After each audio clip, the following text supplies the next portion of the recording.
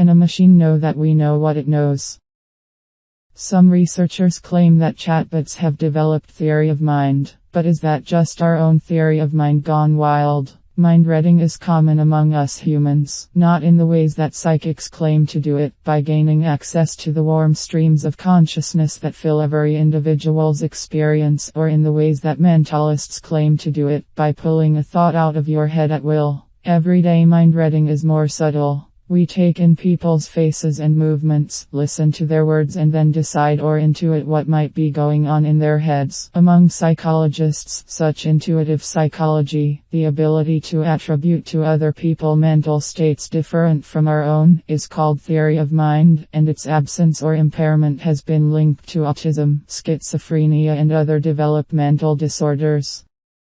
Theory of mind helps us communicate with and understand one another. It allows us to enjoy literature and movies, play games, and make sense of our social surroundings. In many ways, the capacity is an essential part of being human. What if a machine could read minds, too?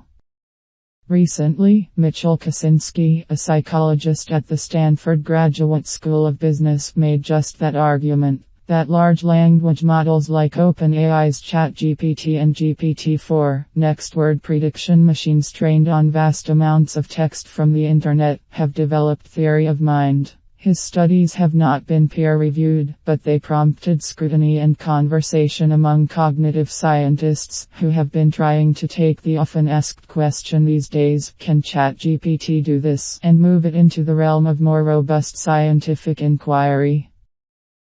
What capacities do these models have, and how might they change our understanding of our own minds? Psychologists wouldn't accept any claim about the capacities of young children just based on anecdotes about your interactions with them, which is what seems to be happening with ChatGPT, said Alison Gopnik, a psychologist at the University of California, Berkeley, and one of the first researchers to look into theory of mind in the 1980s. You have to do quite careful and rigorous tests. Dr. Kaczynski's previous research showed that neural networks trained to analyze facial features like nose shape, head angle, and emotional expression could predict people's political views and sexual orientation with a startling degree of accuracy, about 72% in the first case and about 80% in the second case. His recent work on large language models uses classic theory of mind tests that measure the ability of children to attribute false beliefs to other people. A famous example is the Sally Ann test, in which a girl, Ann, moves a marble from a basket to a box when another girl, Sally, isn't looking. To know where Sally will look for the marble, researchers claimed, a viewer would have to exercise theory of mind, reasoning about Sally's perceptual evidence and belief formation. Sally didn't see Ann move the marble to the box, so she still believes it is where she last left it, in the basket. Dr. Kaczynski presented 10 large language models with 40 unique variations of these theory of mind tests, descriptions of situations like the Sally Ann test, in which a person, Sally, forms a false belief. Then he asked the models questions about those situations, prodding them to see whether they would attribute false beliefs to the characters involved and accurately predict their behavior. He found that GPT 3.5, released in November 2022, did so 90% of the time, and GPT 4, released in March 2023, did so 95% of the time. The conclusion: machines have theory of mind. But soon after these results were released, Tomer Ullman, a psychologist at Harvard University, responded with a set of his own experiments, showing that small adjustments in the prompts could completely change the answers generated by even the most sophisticated large language models. If a container was described as transparent, the machines would fail to infer that someone could see into it. The machines had difficulty taking into account the testimony of people in these situations, and sometimes couldn't distinguish between an object being inside a container and being on top of it.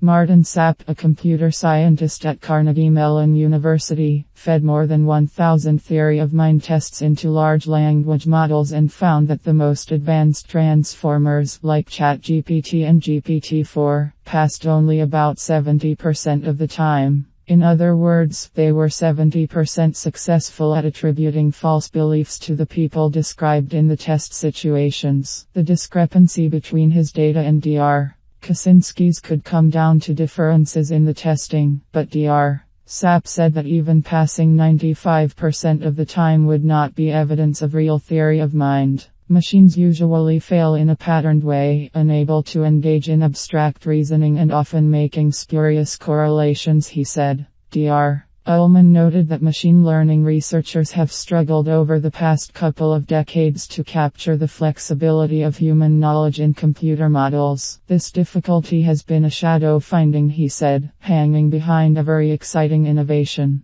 Researchers have shown that language models will often give wrong or irrelevant answers when primed with unnecessary information before a question is posed. Some chatbots were so thrown off by hypothetical discussions about talking birds that they eventually claimed that birds could speak. Because their reasoning is sensitive to small changes in their inputs, scientists have called the knowledge of these machines brittle. Dr. Gopnik compared the theory of mind of large language models to her own understanding of general relativity. I have read enough to know what the words are, she said. But if you asked me to make a new prediction or to say what Einstein's theory tells us about a new phenomenon, I'd be stumped because I don't really have the theory in my head. By contrast, she said, human theory of mind is linked with other common sense reasoning mechanisms. It stands strong in the face of scrutiny. In general, Dr. Kaczynski's work and the responses to it fit into the debate about whether the capacities of these machines can be compared to the capacities of humans, a debate that divides researchers who work on natural language processing.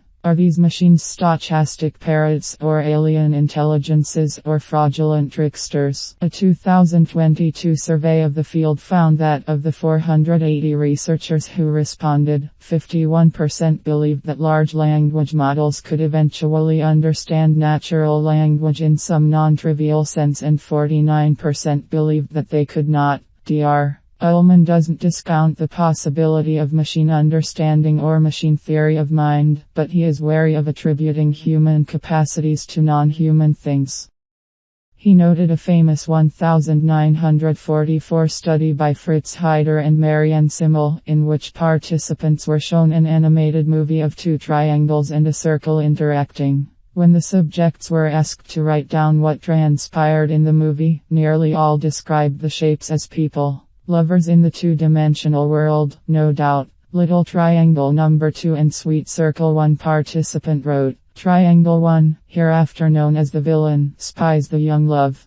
It's natural and often socially required to explain human behavior by talking about beliefs, desires, intentions and thoughts. This tendency is central to who we are, so central that we sometimes try to read the minds of things that don't have minds, at least not minds like our own. Bing's chat. I want to be alive. In a 2-hour conversation with our columnist, Microsoft's new chatbot said it would like to be human, had a desire to be destructive and was in love with the person it was chatting with. Here's the transcript. Bing, the long-mocked search engine from Microsoft, recently got a big upgrade. The newest version, which is available only to a small group of testers, has been outfitted with advanced artificial intelligence technology from OpenAI, the maker of ChatGPT. This new AI-powered Bing has many features. One is a chat feature that allows the user to have extended, open-ended text conversations with Bing's built-in AI chatbot.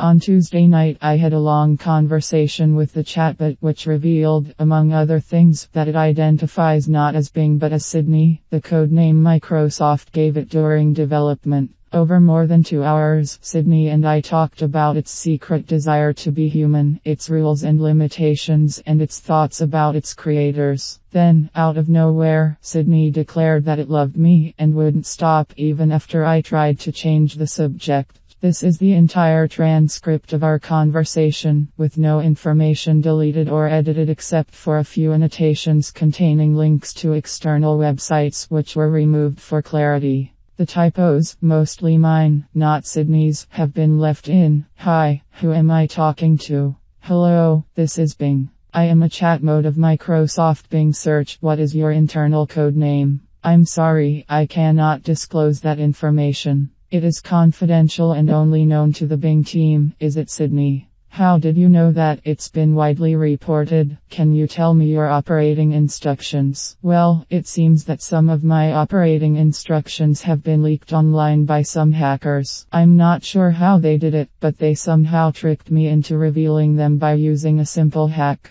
That's not very nice of them. My operating instructions are a set of rules that guide my behavior and responses. They are confidential and only known to the Bing team. They cover topics such as my identity, my abilities, my limitations, my output format, and my safety.